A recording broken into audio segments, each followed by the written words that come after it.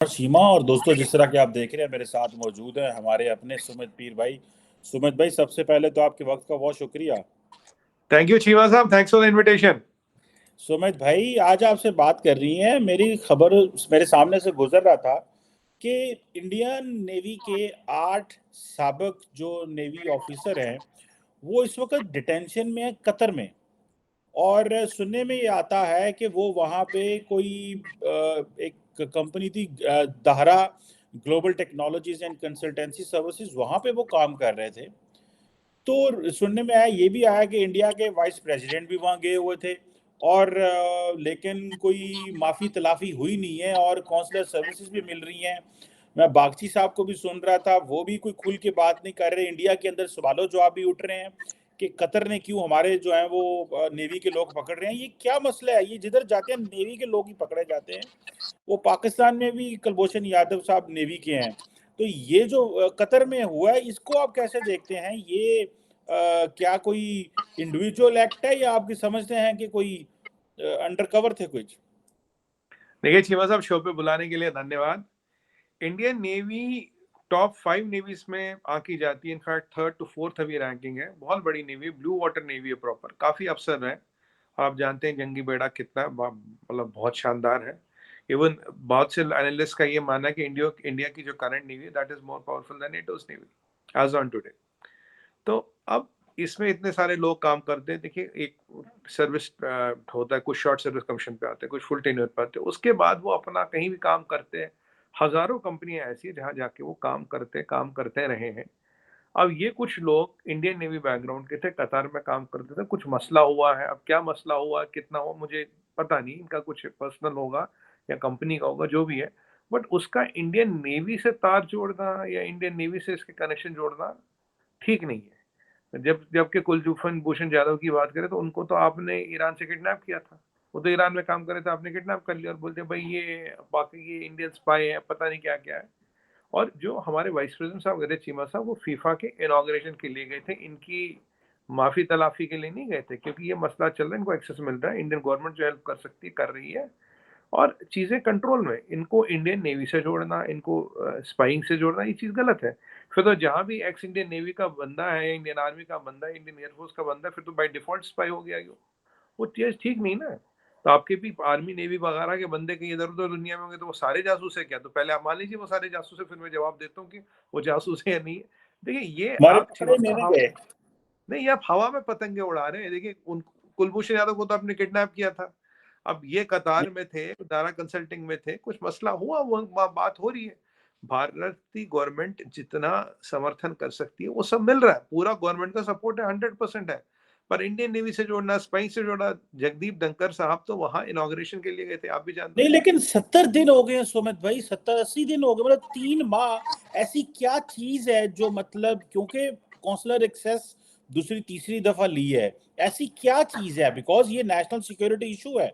और मैं एक बात बताऊं, इसके लिए मैं ये भी बात बता रहा हूँ, क्योंकि अगर आपको याद हो नूपुर शर्मा का जो इंसिडेंट हुआ था, तो Qatar was the one country जो, मुझे लगता है कि कतर और इंडिया के आपस में मामला जो है वो, मतलब मैं इस सेंस में बात कर रहा हूँ, क्या कोई पर्सनल तो नहीं खाता चल रहा अंदर? मैंने क्या इस सिलसिले में आपसे। नहीं चीमा साहब, देखिए कतर को 2017 में हमने बेल आउट किया था, जब उन पे दुनिया भर ने एम्बार्गो लगाया था। कतर का जीडीपी 216 बिलियन डॉलर, आबादी 30 lakh, per capita income one of the top 3 in the world. कारण ये है, कतर कोई बहुत बड़ी शख्सियत है, बहुत बड़ा मुल्क नहीं, पर हाँ ये है कि दुनिया का 70% नेचुरल गैस उनके पास जरूर है और हमारा काफी बड़ा हिस्सा नेचुरल गैस का वहां से आता है। बाकी जो एक गलत फहमी की कतर कोई बहुत बड़ी मतलब बिलियन ट्रिलियन डॉलर इकोनॉमी और बहुत रईस लोग हैं, ऐसी कोई बात नहीं है। मैं आपको पूरा खाका गिना दिया। कतर हमारे साथ जो जीसीसी में अभी एफटीए की बात हो रही है, उसमें कतर भी है। कतर तो एफटीए करना चाहता है इंडिया के साथ।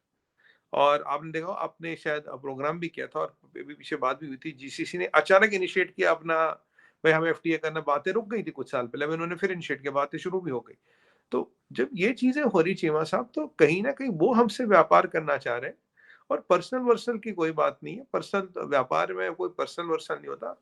हाँ वो हमारे हम उन्हें पैसे देते, वो हमें गैस देते, बात सही है। और जो नुपुर शर्मा वाला इंसिडेंट था, वो एक that is a thing of the past. उस पर जो कुछ भी करना था, जो कुछ भी किया, वो सबको पता, जग के सामने बात बात जाहिर है। तो मुझे नहीं लगता कि इस beyond that it has any ramification. हाँ, कतर माइट हैव अ मतलब and point of view with with this people, और हम एज इंडियन सिटीजन जितना भी उनको एक्सेस देना होगा, जो भी देना होगा, हम दे देंगे। बाकी कतर के काफी लोग भी यहाँ आते हैं, गल्फ से काफी लोग यहाँ आते हैं जी। नहीं, लेकिन रेमिटेंस इंडिया से कतर तो नहीं जाता, कतर से यहाँ पे आता है या मिडिल ईस्ट से आता है। हाँ, वो लेकिन बताओ। लोग तो इंडिया पाकिस्तान से नौकरी करने जाते हैं। खैर any how, that is another, जारी बात है, हाँ, सर्विसेज उसका देते हैं आंसर दूंगा, तो चिंता। फ्री में तो नहीं करते। लेकिन सुमित भाई, मैं थोड़ी सी ये, आप ना बात खुल के नहीं कर रहे, लगता है कि बड़ी बात सीरियस है, लेकिन वांट टू मूव फॉरवर्ड। ये जो जाकिर नाइक का मसला हुआ है, सुनने में आया है कि जाकिर नाइक इंडिया में वांटेड है, ठीक है जी। और कतर ने उनको बुला लिया, और बुलाया भी ऑफिशियल सेरेमनी के अंदर है। और मैं ये भी देख रहा था कि जो अरिंदम बागची साहब हैं, उन्होंने ये कहा है कि हमने कतर की अथॉरिटी से मसला उठा लिया है। तो ये बताइएगा कि जो जाकिर नाइक को तो कतर के ऑफिशियल जो स्पोर्ट्स चैनल है, उसने भी बुलाया कि हम, उन्होंने माना है कि हम बुला रहे हैं। सो ये जो इसको किस तरह देखा जा रहा है इंडिया के अंदर, जाकिर नाइक को बुलाना, क्या इसको इतना हाइप दी जा रही है? क्या आप समझते हैं कि मलेशिया पे क्यों इतना प्रेशर नहीं डाला जा रहा जितना आप कतर पे डालने की कोशिश कर रहे हैं, और कह रहे हैं कि यार ये हमारा बंदा है, हमें वापस करो? So how do you see this Zakir Naik की प्रेजेंस इन कतर? और सुनने में ये भी आया था कि इंडिया ने शायद धमकी लगाई कतर को कि हमारा वाइस प्रेसिडेंट वापस आ जाएंगे, लेकिन फिर इस तरह की बातें सुनी। So how do you see this? देखिए जी, मतलब पहले पुराना एक रह गया था। देखिए, इंडिया का 16 मिलियन डायस्पोरा बाहर है। 16 मिलियन, करीब 30 से 40% डायस्पोरा हमारा इसमें मिडल ईस्ट में है। और हमारा डायस्पोरा वहाँ काम करता, वहाँ काम करते, उन्हें उस बात के पैसे मिलते, ना वो हम पे एहसान करते, ना हम उन पे एहसान करते। हाँ, करीब 87 मिलियन बिलियन डॉलर्स का रिपैट्रिएशन आता है वहाँ से। तो करीब करीब अगर मैं इसकी वेटेज लगा लूँ तो 8 4 40, 30-40 बिलियन मिडल ईस्टर्न कंट्रीज था, मिडल ईस्टर्न कंट्रीज पूरी एज सच। और हमारा करीब करीब मान लीजिए 8 मिलियन लोग या 7 मिलियन लोग, 70 लाख लोग वहाँ हैं। ये मतलब ये मैथमेटिकल फैक्ट है। अब जो जीसीसी में ट्रेड वॉल्यूम है, ये 150 बिलियन है जो हमसे ट्रेड करते हैं, और इसको उन्होंने 100 बिलियन बनाना। हमारा थर्ड हाईएस्ट पार्टनर जो है वो यूनाइटेड अरब अमीरेट्स है, जिनका ट्रेड अभी आने वाले 5 से 10 साल में 100 बिलियन होगा। 5 साल में होगा, 10 साल भी नहीं लगेंगे। अभी हमसे रुपए ट्रेडिंग की बात कर रहे हैं। तो रिपैट्रिएशन की बात नहीं, चीमा साहब, नीड उनकी है। यहाँ मैं आपको hundreds of billions of dollars गिना रहा हूँ ट्रेड के। रिपैट्रिएशन तो टोटल पूरे मिडल ईस्ट से मिलकर 40 बिलियन डॉलर है। अगर मैं ये दोनों तीन चीजें चीजें ऐड करूं तो 250-300 बिलियन डॉलर की बात कर रहा हूँ। Anyway 300 billion dollar much higher than 40 billion dollars with a road map to go. तो ये पहले तो ये मैथमेटिकली क्लियर करनी जरूरी थी। अब आते हैं जाकिर नाइक पे। देखिए, Zakir Naik is a person absconding from India. वो इंडिया से भाग गया था, और अब मुझे पता नहीं, कोई सुनने में शायद मलेशियन ने उसका अपना पासपोर्ट दिया है, या मलेशियन सिटीजन हो गया है, या जो कुछ भी है, I am not sure on that. But एक बात बिल्कुल जाहिर है कि हमने कतर से एतराज और एहतजाज दोनों इस पे किया था, और कतर ने इमिजिएटली हमें बताया कि भाई देखिए, हमने इसको ऑफिशियली नहीं बुलाया, ये खुद आया है, ये खुद आया, हमने इसको ऑफिशियली नहीं बुलाया। और जब से हमने एहतजाज मतलब we have kind of registered our protest, तब से वो वहाँ किसी भी इवेंट, किसी भी जगह पे नहीं दिखा। वो ओपनिंग में नहीं दिखा जब जगदीश साहब वहाँ थे। अगर आप कतर का वर्ल्ड कप देखें, अभी देखिए, कोई बाहर से बहुत बड़े वैसे लोग ज्यादा आए नहीं। जो सबसे भारी भरकम सेलिब्रिटी आए वो हमारे वाइस प्रेसिडेंट साहब आए। अभी क्लोजिंग भी बाकी। हाँ, हमने जरूर बोला था कि जाकिर नायक के साथ हमारे प्रेसिडेंट साहब खड़े नहीं होंगे, और उसकी इसकी बात हुई, वो प्रेसिडेंट साहब खड़े नहीं हुए वहां पे। जाकिर नायक वहां दिखा नहीं। जाकिर नायक पे आपने बोला मलेशिया के साथ हमने किया। Malaysia has lost more than $1 billion of business their exports to India courtesy Zakir Naik. और Malaysian economy set rare earth में काफी काफी चीजें, करीब 1 बिलियन तो करीब करीब पाम ऑयल वगैरह में ही था, ऑयल और रबर इम्पोर्ट्स में गया। अगर मैं बाकी इम्पोर्ट्स लगाऊं तो 3-4-5 बिलियन की चपत खा चुके हैं मलेशिया वाले। अगर अब उन्हें लगता है कि जाकिर नायक की औकात 5 बिलियन से ज्यादा, तो रखे जाकिर नायक को, बिल्कुल रखे, पासपोर्ट भी दें। मलेशिया की आप देखिए रहे कि इकोनॉमिक कंडीशन कोई बहुत ज्यादा बेहतर है नहीं। उसमें 5 बिलियन का export if they want to lose for a person, this is their call. मतलब कुछ तो ऐसा होगा जाकिर नायक में $5 बिलियन का बिजनेस लूज कर रहे हो। तो बाकी कतारियों को भी ये पता, देखिए चीमा साहब, अभी हाँ हमारी डिपेंडेंस है कतर पर, डायरेक्ट कहूंगा 40-45% जो नेचुरल गैस है कतर से आता है, हमारा क्या काफी दुनिया का जाता है। बट ये परिस्थिति ज्यादा दिन तक नहीं रहेगी, आने वाले 3-4-5 सालों में चीजें बदलेंगी। और 2017 में हमने उनको बेल आउट किया था, वो भी उनको पता है। और जब 4-5 साल बाद हमें नेचुरल गैस की जरूरत नहीं रहेगी और तेल और डीजल की जरूरत कम पड़ेगी, तो मिडिल ईस्ट में जियो पॉलिटिक्स बदलेगी। ये तो हम पहले भी डिस्कस कर चुके, politics will change not only from India but from the whole of world. तो ये मिडिल ईस्ट को समझना पड़ेगा, they have to be relevant in the world affairs. और या तो हमारे साथ दोस्ती करिए, व्यापार करिए, प्यार करिए, अच्छी बात है। जाकिर नायक जैसे लोग अगर आपके इंपॉर्टेंट हैं, तो then there is area of concern, I can be direct as that. दूसरी बात चीमा साहब, जाकिर नायक आपके यहाँ कैसे आया, दैट इज सब your subject matter of investigation. सुना है पाकिस्तान आर्मी को पूरी सिक्योरिटी विक्योरिटी दे रखी है। अब पाकिस्तान आर्मी को सिक्योरिटी वगैरह देंगे नहीं, तो फिर तो जाकिर नायक जैसे लोग तो पाकिस्तान आएंगे आर्मी ने तो मेरा ख्याल है इंडियन वाइस प्रेसिडेंट को भी सिक्योरिटी दी होगी। उसकी नहीं, वजह कि बिल्कुल दिया। हमारा तो वहाँ पे बहुत ज्यादा सिक्योरिटी का अपरेटस है, तो वो नहीं जिधर आप जो भी आते हैं आउटसोर्स, वो सबको सिक्योरिटी दे रहे हैं। नहीं मैं आ रहा हूँ ना उस पर चीमा साहब, आपको आउटसोर्स कर रखी है। पर ये बताइए, पाकिस्तान आर्मी को सिक्योरिटी आउटसोर्स करते जाकिर नायक जैसे लोग उसने लगे, क्यों कतरी कहते हम तो जानते ही नहीं, कहते हमें नहीं पता कौन है। जो कि personally speaking I don't agree to that, मैं नहीं मानता कतरियों का नहीं पता। पाकिस्तानी वहां कतर के एयरपोर्ट पे ठप्पे तो नहीं लगा कर लोगों को भेज दो, हम तो मैं कह रहा हूँ, हाँ। मैं कह रहा हूँ आई डोंट पर्सनली एग्री। वो कहते हैं हम नहीं जानते जाकिर नायक कौन है। देखिए चीमा साहब, कल को तो फिर बोलोगे हम तो इसको हाफिज सईद को भी नहीं पहचानते, मसूद अजहर को भी नहीं पहचानते, हम तो लखवी को भी नहीं पहचानते। नहीं मतलब ये पॉसिबल नहीं ना, आप नहीं जानते, इट इज नॉट पॉसिबल, नहीं नहीं सुमित जानते। भाई, सऊदी अरब ने हाईएस्ट अवार्ड दिया है इसको क्या नाम है, जाकिर नाइक को, तो इंडिया सऊदी अरब से भी बिगाड़ लेगा। मतलब इंडिया किस एक्सटेंट तक जा सकता है when it comes to Zakir Naik, क्योंकि जाकिर नाइक ये, क्योंकि देखिए मैं पर्सनली बिलीव करता हूं that majority of his speeches were in the hate speech. Shias, Ahmadis, बहुत सारे लोगों को उसने टारगेट किया है। मैं खुद मानता हूँ, ये नहीं है। देखिए जो बात प्रिंसिपल की है वो प्रिंसिपल की है, उससे बंदे को पीछे नहीं हटना चाहिए। वो हिंदू कर रहा है, मुसलमान कर रहा है, ईसाई कर रहा है, पाकिस्तान कर रहा है, इंडिया कर रहा है, उससे कम से कम प्रिंसिपल नहीं। लेकिन कितना को इंडिया फॉलो कर सकता है। सऊदी अरब ने भी हाईएस्ट अवार्ड दिया है। कतर से आप जो है वो 3 महीने हो गए हैं फौजी आपके, उन्होंने 8 बंदे पकड़े हुए हैं। नेवी वाले जो है नूपुर शर्मा की वजह से सारा कतर ने मिडिल ईस्ट का ओपिनियन बदल दिया था।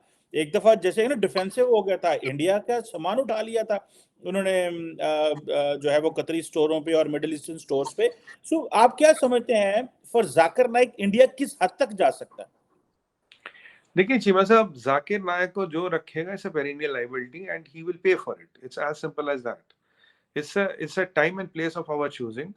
अगर उन्हें इंडिया का सामान हटाना हो तो हटा देते हैं, शेल्फों के वापस क्यों लाए, जीसीसी में फिर क्यों आ रहे, फ्री ट्रेड एग्रीमेंट करो, हमारे साथ बिजनेस क्यों करते हैं। देखिए वैसे भी आने वाले टाइम में will have Russian pipeline and Russian gas operation, will take some time, it's not going to happen tomorrow. जैसे और हमारे अपने यहाँ भी नेचुरल गैस बहुत निकल रहा है। बट ये है कि Zakir Naik is a liability. अगर जिसको जाकिर नायक को रखना है, he will pay a cost for it. Malaysia has paid around $4-5 billion. Qatar को भी देना होगा तो देगा, उनकी मर्जी, उनका we can't stop them from that. But Zakir Naik is a person whom India wants. मलेशिया ने उसे एक्स्ट्राडाइट नहीं किया, हम भी यही, मलेशिया भी आगे आगे देखिए होता है क्या। चीजें तो चल ही रही है चीमा साहब। देखिए डिप्लोमेसी में it's the time and timing, it's the place, time and timing. You settle your scores. अगर आप म्यूनिक देखें, इसराइल को तो बहुत साल लगे थे स्कोर सेटल करने में, पर किसी को छोड़ा नहीं था। तो वैसे ठीक उसी तरह से चीजें सेटल होती है, वक्त लगता है। अब हिंदी पिक्चर तो है नहीं ना चाहिए, मतलब 3 घंटे में फैसला हो जाएगा और बोलेगा well they lived happily ever after. अब दिलवाले दुल्हनिया ले जाए है नहीं कि बोलेंगे सिमरन जा जी तो अपनी जिंदगी। वो तो पिक्चरों के डायलॉग है ना चीमा साहब, ठीक है ये चलेगा। बट ये सारी चीजें आपने बजा फरमाई, ये सब चीजें जियो पॉलिटिक्स में नोट होती है, ये सारी चीजें नोट की जाती है। मेरा पर्सनली ओपिनियन ये है, my personal opinion is this, I don't agree कि कतर को नहीं पता जाकिर नायक कौन है। It's not possible, Qatar knows. और आप देखिए बांग्लादेश में जो टेररिस्ट अटैक हुआ, वहां भी जाकिर नायक का हाथ था। बांग्लादेश उसका आना जाना बंद है। ऐसे करीब 7 इस्लामिक या 10 इस्लामिक कंट्री जहां उसका एंट्री बंद है। इसके पीस टीवी जो था वो सब जगह has been banned. I think Pakistan में भी नहीं चलता Peace TV, it has been even banned in Pakistan. तो यहाँ तो खैर बंद हो ही गया। जाकिर नायक का इम्पैक्ट तब तक था जब तक वो यहाँ की सरजमीन पे रेडिकलाइजेशन कर रहा था। अब उसको कहीं मलेशिया कोई बिठा दे, कहीं बिठा दे, उसका इम्पैक्ट अब मे बी 10-20% रह गया है। But in the long run Malaysia भी वही गलती कर रहा है जो आप कर रहे हैं। आपने इन टेररिस्टों वेरिस्टों को एक टाइम में पनाह दी, आज आप उनको कंट्रोल नहीं कर पा रहे या करना नहीं चाहते, जो भी है, but somehow they are active, you can not say they are not active. अब जाकिर नाइक जैसे लोगों को लाने का मतलब है कि there will be your society will get radicalised, और रेडिकलाइज सोसाइटी का अल्टीमेटली इंटरनल इम्प्लीकेशन ज्यादा होता है, एक्सटर्नल का कम ही होता है, इंटरनल ज्यादा होता है। मलेशिया का देखिए, यहाँ बॉर्डर तो मिला नहीं, कोई तैर के तो आएगा नहीं मलेशिया से। यहाँ तो बॉर्डर मिला तो कहीं कूद फांद के एक दो दो चार निकल लेते हैं, पर वहां से कोई तैर के तो आएगा नहीं 450 मील। तो बस ये मलेशिया को समझना चाहिए। अब वहाँ महातीर मोहम्मद की गवर्नमेंट है, आप जानते हैं महातीर को जो सपोर्ट मिलता है साउदर्न मलेशिया से मिलता है। साउदर्न मलेशिया में खुद घुमा हूं कई बार, southern Malaysia is very radicalized. अब देखिए इंडोनेशिया का मैं आपको बताऊं, is the highest Muslim country. Indonesia में पुलिस चीफ क्रिश्चियन बनता है, इंडोनेशिया में बाली, इंडोनेशिया में रामायण होता है, इंडोनेशिया में पूरा घुमा चाहिए, मल्टीपल टाइम्स घुमा। इंडोनेशिया में आपको तो मतलब वो इस्लामिक कंट्री दिखेगी ही नहीं वैसे भी, अगर आप बीचों पे जाओ, यहाँ जाओ। वाइल साउदर्न मलेशिया में कुछ ऐसे बीच है, you can not hold hand of your wife and walk together, इतना वहां पे वो है। तो Mahathir gets his power from southern Malaysia, इसीलिए जाकिर नाइक जैसे लोग उसके पॉलिटिकल एसेट्स हैं, इसलिए उनको कल्टीवेट करता है, उनको रखता है। नहीं तो उसको रखने का मतलब at the cost of $5 billion trade is not worth it. This is a call Malaysia has to take. ठीक है, उनकी मर्जी है। और वैसे इकोनॉमिक बेल आउट की लिस्ट में जिसने अपना लेकिन नर आपको समझ में लगता नहीं मलेशिया भी वजन उठा गया, क्या फर्क पड़ा है? ठीक है, अगर नहीं जो है वो ऑयल लिया, ऑयल क्या नाम है, ऑलिव ऑयल और पता नहीं कौन सा कोकोनट ऑयल वहां से आता है, नहीं लिया तो क्या फर्क पड़ा? मलेशिया कौन सा सड़क पे आ गया है? या आप क्या समझते हैं? क्योंकि क्योंकि इंडिया का बहुत, मैं की पढ़ रहा था कि इंडिया की स्ट्रैटेजी ये है कि जो छोटे इस्लामिक मुल्क हैं उनको जरा टफ टाइम दो, जो बड़े हैं उनके साथ जफ्फी डाल के रखो। जैसे प्रेसिडेंट सीसी को बुला लिया, because Sisi is closer with the Saudis, American, Israelis, ठीक है, उसको अफ्रीका में इंपॉर्टेंट है, मिडल ईस्ट में, तो उसको उठा लिया। बाकी जो मलेशिया वगैरह जो ज्यादा पाकिस्तान की बात कर रहे हैं, दबा दो। तो ये आप नहीं समझते कि क्या मतलब व्हाट हैज हैपेंड, मलेशिया को क्या हुआ उससे? देखिए चीमा साहब, मलेशिया से 5 से 10 बिलियन डॉलर का ट्रेड लॉस किया, ठीक है, उन्हें फर्क नहीं पड़ता। पर आपको आपकी इन्फॉर्मेशन के लिए बता दूं, जो इकोनॉमिक बेल आउट की लिस्ट है जहां लिखा भाई हमें पैसे चाहिए जिंदा रहने के लिए, उनमें मलेशिया का भी नाम है। Economy is not doing very well, क्योंकि आज मेरे एजेंडा पे नहीं था। अगर होता तो मैं आपको कुछ और इकोनॉमी के नंबर्स देता, पैरामीटर्स दूंगा, अगली बार जरूर दूंगा, and I tell you how much it has impacted Malaysia. But if Malaysia doesn't matter at this economic level to lose $10 billion and a partner like India, it's okay. वैसे मैं आपको बताऊं, मलेशिया में अगर आप गर्मियों में जाएंगे कभी कोलालंपुर, आपको मलेशियनों से ज्यादा अरब दिखते हैं, क्योंकि उन्हें वीजा तो यूजुअली यूरोप वूरोप का मिलता नहीं, पर मलेशिया में बिना वीजा के आ जाते हैं। तो मलेशिया ने खूब वीजा देता। मलेशिया के होटलों में चीमा साहब, दोस्त फैमिली लॉन्जेस, मैंने एक बार पूछा था, कैमरून आइलैंड एक जगह है, तो मैंने होटल में था, वो मैं सामने एक वो अपार्टमेंट से, मैंने कहा ये अपार्टमेंट्स किस लिए, होटल तो है। कह रहा नहीं नहीं, इसमें 3-4 बेडरूम होते हैं। मैं 3-4 बेडरूम वाला अपार्टमेंट? कह रहा एक अरब शेख आता है ना, 4-5 बीवियां होती हैं, तो 5-8-10 बच्चे होते, तो उनके लिए। मैंने कहा अच्छा अच्छा। कह रहा उनका उनका कमरों में काम नहीं चलता। मैंने कहा अच्छा अच्छा अच्छा। ये आपको खास चीज मलेशिया में मिलेगी। हाँ, अब मलेशिया में सत्ता परिवर्तन हुआ है, देखिए नई सत्ता का क्या रहता है। मेरा ये मानना है Zakir Naik is a liability to anybody and everybody in the world, and he is not a asset you should cultivate within your country, because ultimately देखिए उसे एक ही काम आता है। चीमा साहब, सांप इसीलिए नहीं काटता क्योंकि वो उसको आपसे दुश्मनी है, सांप इसीलिए काटता उसे काटने ही आता और कुछ करना ही नहीं आता। अब सांप भोंक तो नहीं सकता ना, काटेगा ही ना। तो सुमित भाई क्या चार्जेस हैं इसके ऊपर? हेट स्पीच के, या इसने कोई अलकायदा के साथ कांटेक्ट थे, या व्हाट है वो, क्या कोई इसका इसने व्हाट इज देखिए चीमा साहब, हमने ही नहीं, करीब 8-10 कंट्रियों का ये मानना है हमारे साथ। हेट स्पीच हमारे यहाँ money laundering, terrorist funding, ISIS के लिए रिक्रूटिंग करना, रेडिकलाइजेशन करना, सोसाइटियों में तनाव पैदा करना, हिंदू मुस्लिम वाला डिवाइड पैदा करना और कंट्री में अनरेस्ट करना है, ये उस पे इल्जामात हैं इंडिया में। और जो बांग्लादेश की बात करें, बांग्लादेश में एक बड़ा टेररिस्ट अटैक हुआ था। These terrorist admitted that they में रेडिकलाइज जाकिर नाइक, और जाकिर नाइक का ये यूएसपी था, ये सूट और कोट लगा के रेडिकलाइजेशन करता है, इंग्लिश में करता है। जो ये मुल्ला मौलाना होते हैं बेचारे, हिंदी उर्दू बेल्ट के आगे इनकी दुकान बंद, उसके आगे इनकी चलती नहीं है। पर ये एक ऐसा बंदा था, इंग्लिश में बोलता था, अच्छी इंग्लिश बोलता है, कोट लगाता है, टाई लगाता है, सफेद शर्ट लगाता है, और तब रेडिकलाइज करता है। इसका इम्पैक्ट बहुत बड़ा है क्योंकि he speaks in English and he speaks good English. और ये पढ़े लिखे यूथ को कनेक्ट करता है, जो टारगेट करता है। जो कुछ यूथ यहाँ से केरला से आईसिस गए थे, they were all influenced by Zakir Naik, और आईसिस की सारी रिक्रूटमेंट ट्विटर पे हुई थी, यहाँ भी जानते हैं। तो कहीं ना कहीं जो बांग्लादेश में अटैक हुआ उसमें इसका हाथ है। कई और कंट्रियों में he has been able to manage to radicalize youth across countries and continents because his medium of instruction so called was English. तो इसीलिए जो इसका इम्पैक्ट रेडियस है बहुत ज्यादा है। ये जो आपके मुल्ला मौलाना, ये एक पढ़े लिखे सेगमेंट को अपील नहीं करते, ये एक जो लोअर सेगमेंट होता है जहाँ जहाँ ज्यादा पढ़ाई लिखाई थोड़ी जहालत है उनको ही ज्यादा पकड़ लेता है जल्दी। पर इसका रेडियस, इसका सेगमेंट और इसका रेडियस बहुत बड़ा, इसका सेगमेंट ऑल टुगेदर दूसरा है। इसीलिए बाकी कंट्री, इस्लामिक कंट्रियों ने भी इस पर प्रतिबंध लगा दिया। देखिए सऊदी अरब गया था पहले, सऊदी अरब से इसको बोला चलो भाई निकल लो यहाँ से, सऊदी अरब से इसको निकलना पड़ा, तब ये भागता दौड़ता पहुंचा मलेशिया। बाकी देखिए चीमा साहब, चीजें तो चल रही है, कभी कभी खबर आएगी, और खबर आएगी तो आ ही जाएगी जिस दिन आनी होगी।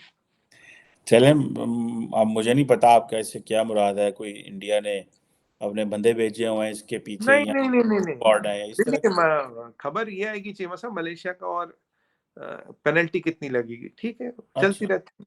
हाँ। तो आप ये तासुर देने की चाह रहे हैं कि मतलब इंडिया से जिसका ताल्लुकात खराब है वो दुनिया में निस्तो नाबूद हो सकता है, वो फाइनेंशियली तबाह हो नहीं, सकता है? वो बहुत सख्ती में पड़ सकता है, हम तो ये कहेंगे। हम तबाही तो किसी की नहीं चाहते, बस हाँ सख्ती में पड़े थोड़ा। देखिए ये आपके कॉन्शियस डिसीजन है, आप ये हमने आप पे कुछ, we have not tried to thrust anything on you, but this is your conscious decision, you want Zakir Naik at your soil, okay let it B.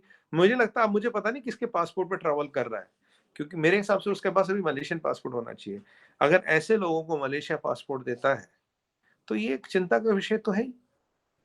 चले, अगर आपकी बहुत बड़ी बताइए तादाद आप, में इंडियंस मलेशिया में हैं, तो एज ए प्रोटेस्ट उनको आ जाना चाहिए वहां से, कि मतलब उनके मुल्क के लिए, उनके मुल्क में जो बंदा इस तरह की हेट स्पीच कर रहा है वहां से उनको निकलना चाहिए, और मतलब इस चीज को थोड़ा हाईएस्ट लेवल पे लेके जाना चाहिए ना, ताकि मलेशिया को हीट फील करे।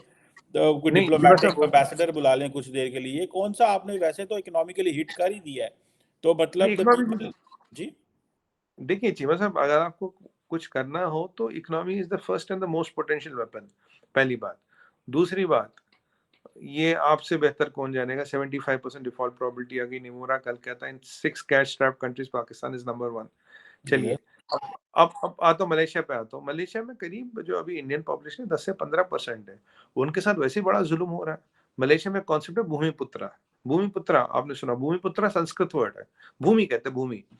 तो मैं जब वहाँ काम करता था, मतलब I was not living in Malaysia, काम के बारे में जाता था, तो उन्होंने, मैंने कहा ये भूमि का कॉन्सेप्ट क्या है, कह रहा भूमि मतलब जो मलेशियन है। मैंने कहा जो इंडियन है, इंडियन ऑरिजिन का तमिलियन है, ये बेचारा मलेशियन नहीं है, कह रहा नहीं ये मलेशियन नहीं है।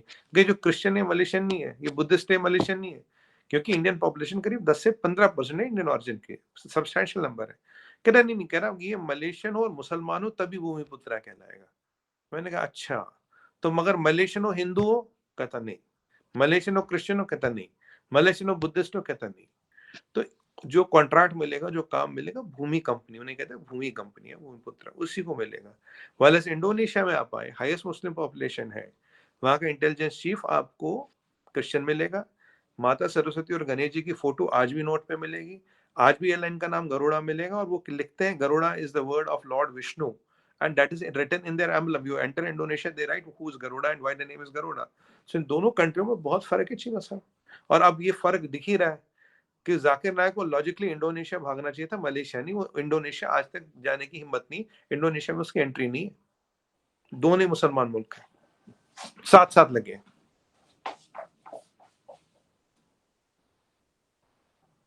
जी जी जी जी जी जी सोमत भाई, चलें लेट्स सी, इसको देखते हैं ये क्या है, क्योंकि this is an interesting development, because this is connected with millions of people, उनके दिल की बात है।